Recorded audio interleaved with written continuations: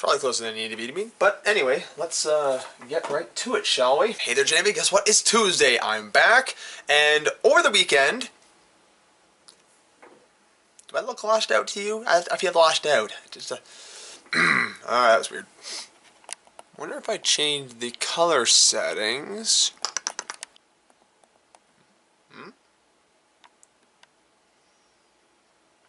Lively images by emphasizing color. Well, the colors definitely emphasize, that much is true. You know what, screw it, let's go with this setting today and see how it looks. If you don't like it, then say something. So over the holidays, I've been playing a lot of this thing right here, and if you can't see because of the light glare, this is my 3DS. Now, on the 3DS, I've been playing an excessive amount of Legend of Zelda Majora's Mask. I got the 3DS remake. It's been a lot of fun so far. Recap for those of you who aren't familiar with Legend of Zelda Majora's Mask. In October of 2000, this little puppy came out on the Nintendo 64. Different style of Legend of Zelda game, kind of broke from traditional game progression, a lot darker, with a lot of reused assets, which has tied into innumerable theories as to what that could possibly mean, but that's not the point of what I'm going to talk to you about today. What I'm going to talk to you about, though, is less so this, and more so this. What made the Legend of Zelda game so good? Well, let me give you the brief rundown of why I enjoyed it personally and what I got most out of the game. Looking at it from a mechanical point of view, the game mechanics were interesting. The 3-day challenge was really interesting because then you have to basically time manage all your dungeon crawling. You don't just have a little infinite amount of time. Having the 3-day stretch mechanic means not only budgeting your resources and your time management on an out-of-game level, but in an in-game level. If you got 3 days to get through the dungeon crawl and you're not intimately familiar with the dungeon crawl, which I was because I played the game a lot, you had to make sure you had enough time to get into the dungeon, get out of the dungeon, make sure you got all the pieces you needed inside the dungeon, and had time to go find a few pieces of heart afterwards because, let's be honest, if you only got through there with just the hearts you got from the boss battles, you're in for a bit of a challenge during the final boss, because the Majora's Mask final boss was actually fairly difficult. As far as the side quests go, the side quests are a little bit more important to the main storyline. The side quests weren't just there to kill time, fill time, and do something that was completely unrelated. They all had ways that they tied into the main story to some degree or another of varying importance. Varying is a very hard word for me to say, apparently. Now, fast forward to 2015 when they remade The Legend of Zelda for the 3DS. One of the things you'll notice is that the 3DS here is, ironically, very similar color in my case, but that's an outlying point. More importantly, when they made the remake, they didn't just upgrade the graphics, which on one hand would be a nice touch, and frankly, with the upgraded graphics, everything looks a lot better. The dungeons look good beforehand, now they look stellar. All the details on the walls, all the details in the bosses, hell, even the detailing in the floor that you barely look at because you're basically walking on it. Everything looks a lot better, and you can really see the charm and the character of each of those areas really exaggerated and represented well in the game. And that's awesome. I really enjoyed that. But as well, they also made sure they updated a lot of the game mechanics and the flow of the game. So this is where things get a little bit sticky for some gamers. When you have a remaster, many people are a little bit touchy about the idea of changing features, removing things from the game if they didn't work well, or adding things to the game. Usually people want to see that left in its entirety the way they remember it, and mostly because of nostalgia glasses. I'm not a big fan of using that term myself because it's true and it affects everybody, and I'm no exception. But they did a lot to really make the game a little bit more streamlined, especially in that beginning part there. You had to find all the kids so you could go to the observatory tower to get the moon tears so you could get onto the platform thing when the moon was ready to drop on your face.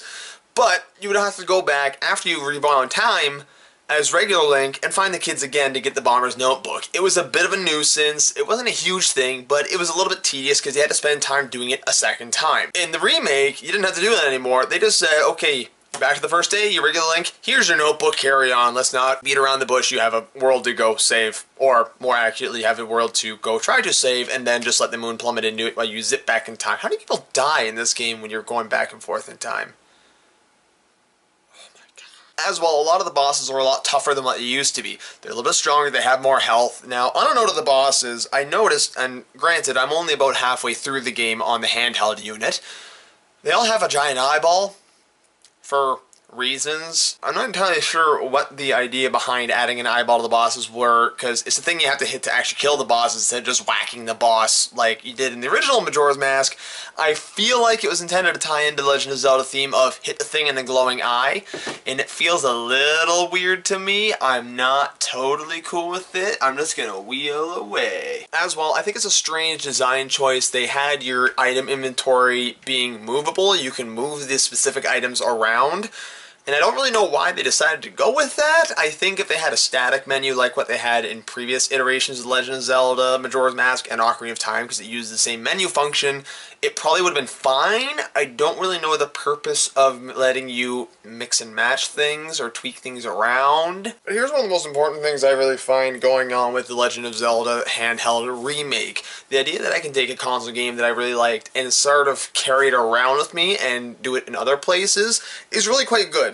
And this is really why the 3DS is starting to become one of my favorite Nintendo systems and gaming systems in general. I like the handheld units. The handheld unit works very well for this game. They tweaked around some features, they moved around some functions so that it's more compatible with the touchscreen usage, the dual screen option, and just how portable the game is now. One of the things you can do now is actually aim around the Game Boy unit. Game Boy unit? Or 3D? I don't know.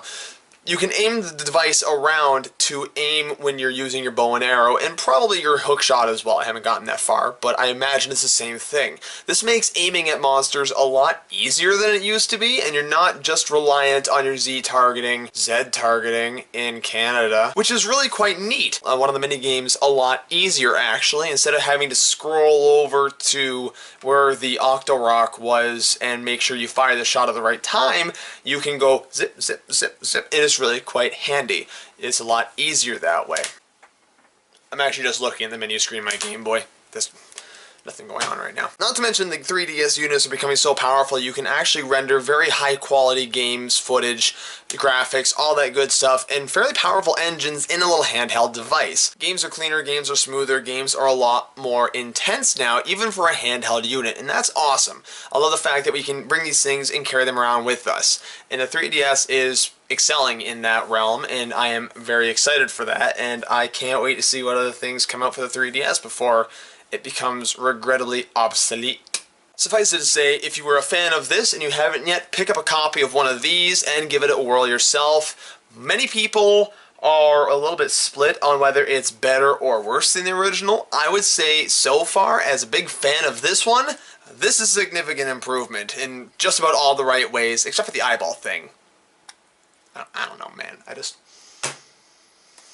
It was a good idea to somebody, I'm sure. And as always, if you like this video, be sure to give us a big old thumbs up. If you didn't like it, a big old thumbs down works too. Be sure to check it on Tuesdays when I upload, Fridays when Sarah uploads, and eventually gaming on Sundays. And until the next video, TTFN, ta-ta for now.